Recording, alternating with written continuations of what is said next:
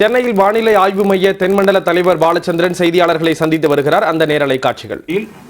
அடுத்த ஒரு 3 நிமிடங்களுக்கு தமிழகத்தின் உள்பகுதிகளில் அதிகபட்ச வெப்பநிலை இயல்பிலிருந்து 2 முதல் 4 டிகிரி செல்சியஸும், வட உள் தமிழக மாவட்டங்களில் இயல்பை விட 3 முதல் 5 டிகிரி செல்சியஸ் வரையிலும் அதிகமாக பதிவாகக்கூடும். வெப்ப அலையை பொறுத்தவரையில் மே 6ஆம் தேதி வரை வட உள் தமிழக மாவட்டங்களில் ஓரிரு இடங்களில் வெப்ப அலை நிலவக்கூடும். கோடை மழை பொறுத்தவரையில் கடந்த 24 மணி நேரத்தில் கிருஷ்ணகிரி, தருமபுரி, வேலூர் உள்ளிட்ட மாவட்டங்களில் ஓரிரு இடங்களில் கோடை மழை பெய்துள்ளது. அடுத்து வரும் 5 தினங்களுக்கு உள் தமிழகம் மற்றும் மேற்கு தொடர்ச்சி மலையொட்டியுள்ள மாவட்டங்களில் ஓரிரு இடங்களில் இடியுடன் கூடிய கோடை மழை பெய்யக்கூடும். மேலும் மே 7ஆம் தேதி நீலகிரி, ஈரோடு, தருமபுரி, கிருஷ்ணகிரி, திருப்பத்தூர், வேலூர் மாவட்டங்களில் ஓரிரு இடங்களில் கனமழைக்கான வாய்ப்பு உள்ளது. கோடை மழை பொறுத்தவரையில் கடந்த மார்ச் 1 முதல் இன்று வரையான காலகட்டத்தில் இயல்பு மழையானது 6 சென்டிமீட்டர், பெய்துள்ள மழையின் அளவு 1 சென்டிமீட்டர், 74% இயல்பை விட குறைவு. சென்னை மற்றும் புறநகரை பொறுத்தவரையில் அதிகபட்ச வெப்பநிலை அடுத்த வரும் 2 தினங்களுக்கு 39 முதல் 40 டிகிரி செல்சியஸ் வரை பதிவாகக்கூடும்.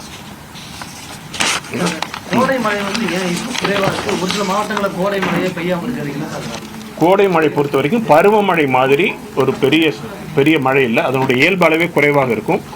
கோடை காலத்தில் நமக்கு இப்போ கூடிய காற்றுடைய போக்கை பார்த்தீங்கன்னா தற்பொழுது இயல்பாக பார்க்கும் பொழுது வங்கக்கடல் பகுதியிலும் அரபிக்கடல் பகுதியிலும் காற்றழுத்தம் அதிகமாக இருக்கக்கூடிய பகுதி நிலவும்.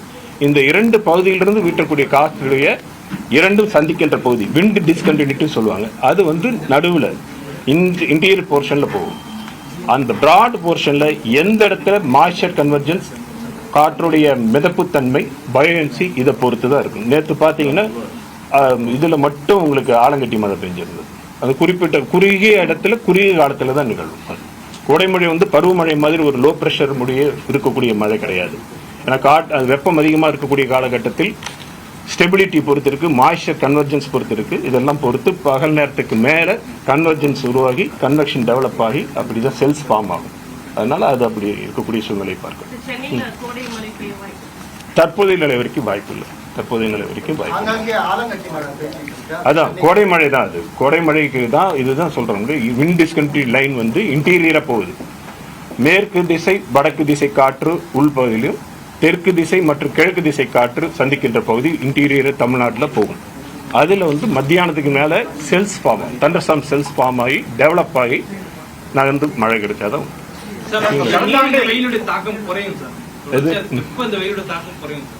இது இந்த காலகட்டம் மே மாத காலகட்டம் வெப்ப காலகட்டம் தான். இதில் கோடை மழை வருகின்ற பொழுது 1-2 தினங்கள் குறையலாம். மற்றபடி பொதுவாகவே இது இந்த வெயில் காலகட்டம் தான். ஆமா,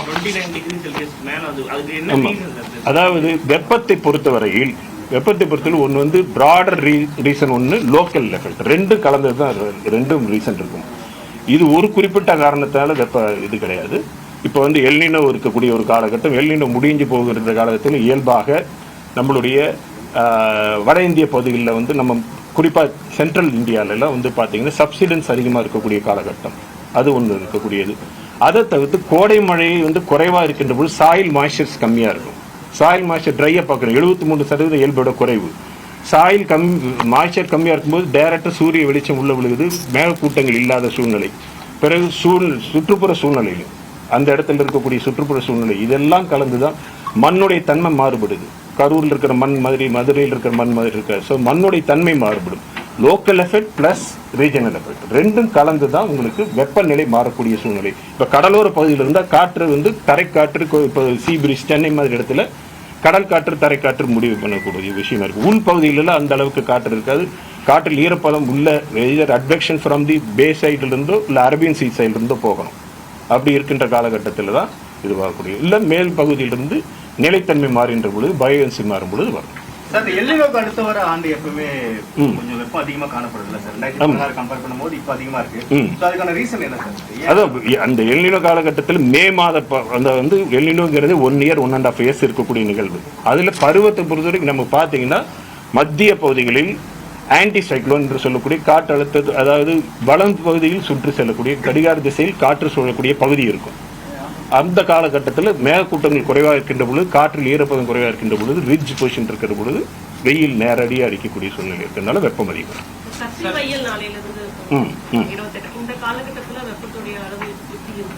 இப்பொழுது பார்த்தீங்கன்னா முதல் ஒரு வாரத்துக்கு பார்க்கின்ற பொழுது நமக்கு வந்து தமிழக பகுதியில் நம்ம சொன்ன மாதிரி குறிப்பாக உள் தமிழகம் மற்றும் வட தமிழக பகுதிகளில் வந்து 3 to 5 டிகிரி செல்சியஸ் வரை பதிவாகக்கூடும். இது ஆவரேஜ் கண்டிஷன். இடையில கோடை மழை பெய்தால் 1-2 தினங்கள் குறையலாம், பிறகு வந்து வெப்பம் அதிகரிக்கும்.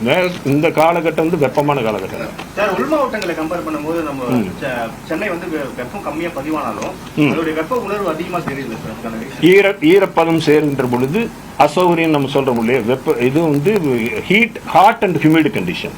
வெப்பமும் பிளஸ் அந்த ஈரப்பதமும் கூடிய சூழ்நிலை இருக்கின்ற பொழுது நம்ம அசௌகரியம் ஏற்படுது. வெப்பம் குறைவாக இருக்கின்ற காலகட்டத்தில் கூட வெப்பத்துடைய அளவு குறைவாக இருந்தாலும் ஈரப்பதம் அதிகமாக இருந்தால் ஃபீல் சென்ஸ் இது வந்து டிஸ்கம்ஃபர்ட் இருக்கும். அந்த டிஸ்கம்ஃபர்ட்னால நம்ம அந்த இது ஃபீல் பண்ணுறோம்.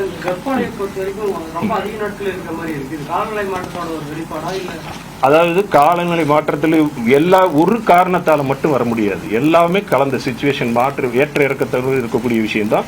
இப்போ இந்த வெப்ப இது பார்த்தீங்கன்னா கடந்த ஏப்ரல் மாதத்தை பொறுத்த வரைக்கும் பார்த்தோம்னா சராசரியாக பார்க்கின்ற பொழுது ஈரோட்டில் 6 தினங்கள் ஹீட் வேவ் இருந்திருக்கு, கரூர்ல 4 தினம் இருந்திருக்கு. அதே சமயத்தில் ஈரோடு பொறுத்த வரைக்கும் 27 நாட்கள் 40 டிகிரி செல்சியஸ்க்கு மேலே அதிகமாக பதிவாயிருக்கு. 27 நாட்கள் வந்து 40 டிகிரி செல்சியஸ்க்கு மேலே பதிவாயிருக்கு. ஆனால் இதுல எல்லாம் வரும்பொழுது 3 தினங்கள்ல 2 தினங்கள் தான் 40 டிகிரி செல்சியஸ் வரை பரவா இருக்கு. ஸோ வெப்பம் என்பது ஒரு குறிப்பிட்ட இடத்தை பொறுத்து கூட மாற்றம் இருக்கும். நீங்க வந்து ஒரு காற்று வீசக்கூடிய இடத்துல போய் நின்னீங்கன்னா அங்கே கொஞ்சம் கூலா தெரியும். வெப்பம் வந்து லோக்கலைஸ்ட் எஃபெக்ட் நிறைய இம்பாக்ட் இருக்கும். ஸோ அந்த எந்த இடத்துல நம்ம மெஷர் பண்ணுறோம் அதை பொறுத்து இருக்குது. ஸோ அதனால தான் சொன்ன மாதிரி ஒரு regional effect plus local effect ரெண்டும் கலந்தது தான் நமக்கு வெப்பத்தை தரக்கூடிய சூழ்நிலை இருக்கக்கூடிய வாய்ப்பு இருக்குது. ஏன்னா நாமக்கல் இந்த பகுதியில் பாறையில் வெப்பத்தை பகல் நேரத்தில் வாங்கிட்டு வெளிக்கூட செல் இருக்கும், மண்ணுடைய தன்மை மாறக்கூடிய சூழ்நிலை இருக்குது. இதெல்லாம் கலந்தது தான் உங்களுக்கு. காற்றுடைய வேகம் இல்லாமல் இருக்கக்கூடிய சூழ்நிலை இருந்தால் we will feel more temperature.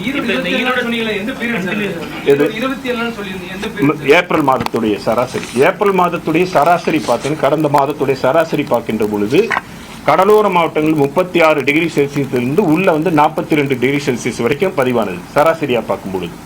சராசரியிலேயே திருப்பி இயல்பிலிருந்து டிஃபரன்ஸ் வந்து இது இயல்பிலிருந்து விலகல். சராசரி பார்க்கின்ற பொழுது உள்ள வந்து 3 to 4 டிகிரி செல்சியஸ் வரைக்கும் பதிவாக உள்பகுதியில் பதிவாயிருக்கு.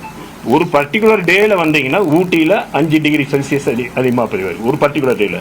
நான் சொல்றேன் 30 நாட்களுக்கான சராசரி பார்க்கின்ற பொழுது கடலோர பகுதியிலிருந்து இன்டீரியர் போர்ஷன் வரைக்கும் உள்ள போகும் பொழுது 36 டிகிரிலிருந்து 40 டிகிரி 43 டிகிரி வரைக்கும் உள்ள போயிருக்கு. சராசரி 30 நாட்களுக்கான சராசரி. கடந்த மாசம் மாவட்டங்களை பொறுத்தவரை ஹீட் வேவ் டேஸ் வந்து எத்தனை நாள் பதிவாயிருக்கு? ஈரோட்ல 6 தினங்கள், கரூர்ல 4 தினங்கள். மொத்தமா ஈரோடு கரூர்ல மட்டும் தான் நமக்கு அந்த நம்ம டேட்டா இருக்கக்கூடிய அந்த இந்த கிரைட்டீரியா பொறுத்து. மற்றபடி அதிக வெப்பம் உள்ள நாட்களும் இந்த டிஸ்கம்ஃபர்ட் டேஸும் இருந்திருக்கு. 40 டிகிரிக்கு மேல போகின்ற பொழுது அதெல்லாம் நிறைய இடத்துல நமக்கு இது வரைக்கும் கொஞ்சம் 2-3 தினங்கள் அதிகமாக தான் இருக்கு. இது வரைக்கும் இருக்கக்கூடிய ஹீட் வேவ் டேஸ் இது ஏப்ரல் மாதத்தில் 2-3 தினங்கள், பொதுவாக 8 தினங்கள் தான் நமக்கு சொல்லுவோம். அதில் இது வரைக்கும் இருக்கிற 6 தினங்கள் வரைக்கும் வந்திருக்கு. இயல்பு ஒட்டி தான் வந்துட்டு இருக்கு அந்த டேட்ல. ஓகே,